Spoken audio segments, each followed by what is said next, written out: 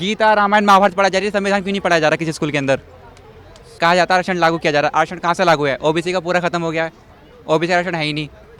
Rule of law तो हटा दिए हैं, यहाँ कास्ट ऑफ लॉ चल रहा है। इस समय सब जो हुजूर जो है वो पूरी तरह संविधान को खत्म करने में लगे हुए हैं।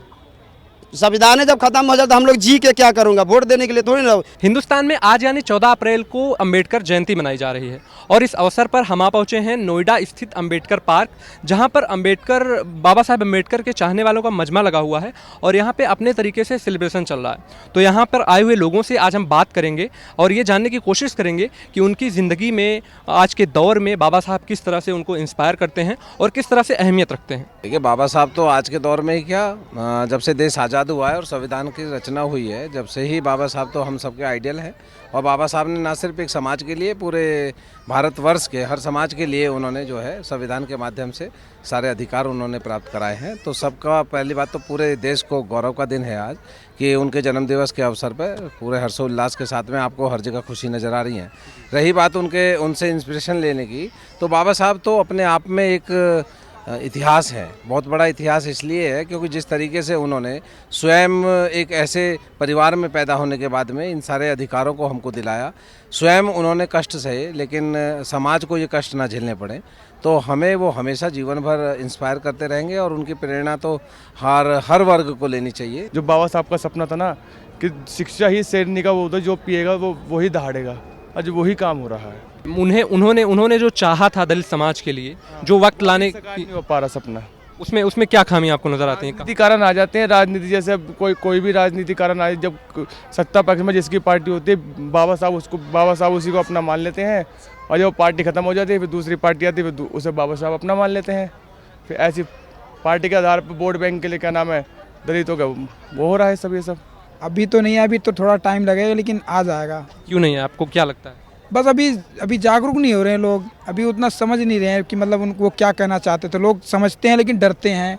किस बात को लेकर डरते हैं? क्या डरते हैं? ये मतलब दूसरे लोगों को लोग लेकर डरते हैं कि मतलब कोई क्या बोलेगा मेरे को, ये सोचते हैं कि मेरे को कोई बोले ना, ये डरते हैं बस।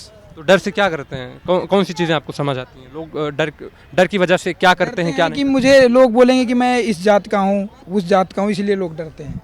लेकिन जो डरेगा वो आगे नहीं बढ़ेगा, साफ बात है। ठीक है, देखिए आप बात करें दलितों के साथ कैसा रहा है। देखिए, दलित शब्द तुम्हारा वो उससे कहता है कि हम पे पीड़ित हो रही चीज़ों पे अपनाई जा रही हैं।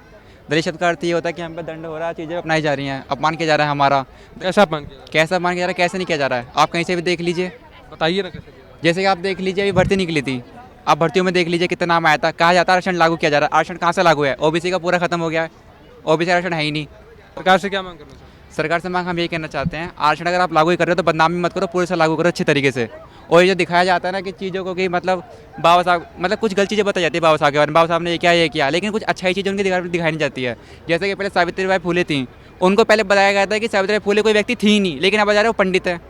कौन सी पॉलिटिकल पार्टी से उम्मीद है और कौन सी पॉलिटिकल पार्टी आप लोग के लिए काम करती है? आप लोग को क्या लगता है? देखिए, पार्टी कोई सी भी हो, पहले अपना घर भरती है, बाद में चलाती है। और आपको पता है जिसकी लाठी है उसकी बहस होती है। इस टाइम पे वही चल रहा है सबसे ज़्यादा। तो दलितों के लिए वो वक्त कब आएगा जैसा बाबा साहब सोचते थे आपके हिसाब से? आप मुझे ये बताइए, गौतम बुद्ध नगर के अंदर है, आपको कहीं हमारे कास्ट के मिलेंगे लोग? ज़्यादातर पुलिस चौकी के अंदर बहुत कम ही रेयर केस मिलेंगे। और आरक्षण बताया था, आरक्षण लागू है, आरक्षण लागू है तो हमारे भी लोग मिलने चाहिए थे, बराबर के लोग। और लोग एक पहली बात, लोगों को आरक्षण के बारे में नहीं पता है। लोग ये सोचते हैं कि ये जातिवाद फैला रहे, ये सब चीज़ें हैं। लोगों को आरक्षण के बारे में नहीं पता है, बाबा साहब के बारे में नहीं पता, संविधान के बारे में नहीं पता है। गीता रामायण महाभारत पढ़ा जा रही है, संविधान क्यों नहीं पढ़ाया जा रहा किसी स्कूल के अंदर?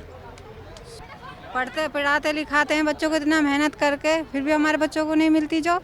क्या लगता है इसके पीछे कौन सा रीज़न है? राजनीति है। आप ये देखिए, अभी देखिए जज के अप्लाई किया था, एग्जाम अप्लाई किया था, काफ़ी लोगों ने, भी नाम याद नहीं है, 4 बंदे थे, अपलोड भी कर रखा है चंद्रशेखर भैया आजाद ने कि 4 लोग थे, उनका पूरा सब कुछ नाम था, सब कुछ अप्लाई कर दिया था, अच्छे नंबर से पास भी हो गए थे। जब बारी आई थी इंटरव्यू लेने की, इंटरव्यू कोई और लेने के लिए बैठा हुआ है, तो उन्होंने क्या करा, हमारे व्यक्ति हटा दिए गए। आप ये देख लीजिए पूरे भारत के अंदर हमारे जज कितने हैं हमारे कास्ट के नहीं कह रहा मैं, हमारे समाज के कितने लोग हैं। 85% की आबादी है हमारी, गिनती में हमारे एक भी नहीं है। वजह क्या मानते हैं आप लोग? हमारी मांग ये है, पहले इसके पीछे की वजह आप लोग क्या मानते हैं? पीछे डिस्क्रिमिनेशन हो रहा है आपके हिसाब से, हर जगह मौका नहीं मिल रहा है, आप जाते हैं, आप लोग को ये राजनीति हो रही है। प्रतिनिधि में और नोमिनेट शब्द में अंतर होता है। राइट। प्रतिनिधि जो होता है वो अपने हक अधिकार के लिए जान गंवा देते हैं, लेकिन पीछा नहीं हटते। जैसे जगदेव बाबू जी, उन्होंने आवाज़ उठाए थे तो उनको मार करके उनको पेशाब पिलाया गया। कहाँ के लोग पेशाब पिलाया? चाइना पाकिस्तान के लोग, इंडिया का आदमी पेशाब पिलाया उनको।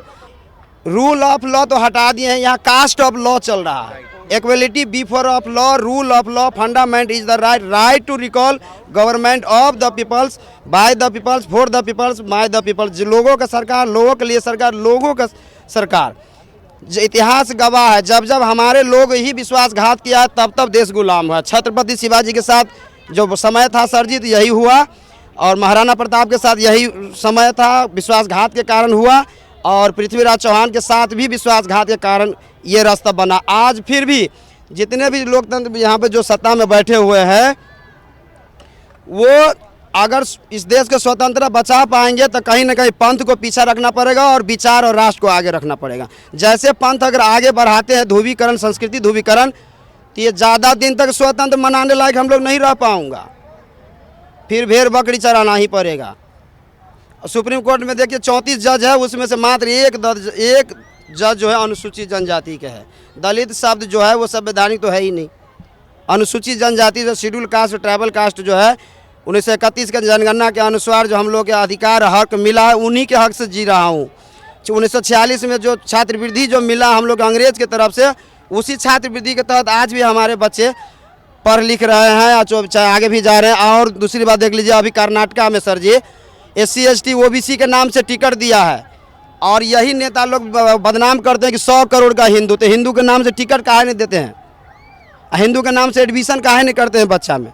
वो इस देश में जितने सत्ते पे बैठे हुए हैं इस समय, वो कहीं ना कहीं आर्टिकल 1 के विरोध में काम कर रहे हैं, जबकि उसमें इंडिया के विरोध में आर्टिकल 1 जो है state of union, union of state, संघों का जो रास्ता है सर जी। आपको क्या लगता है सुधार कैसे आएगा? सर सुधार आएगा, ये बाबा साहब का जो विचार है वो किताबों द्वारा नीचे तक नहीं आने दे रहे हैं। ये कौन नहीं आने दे? जितने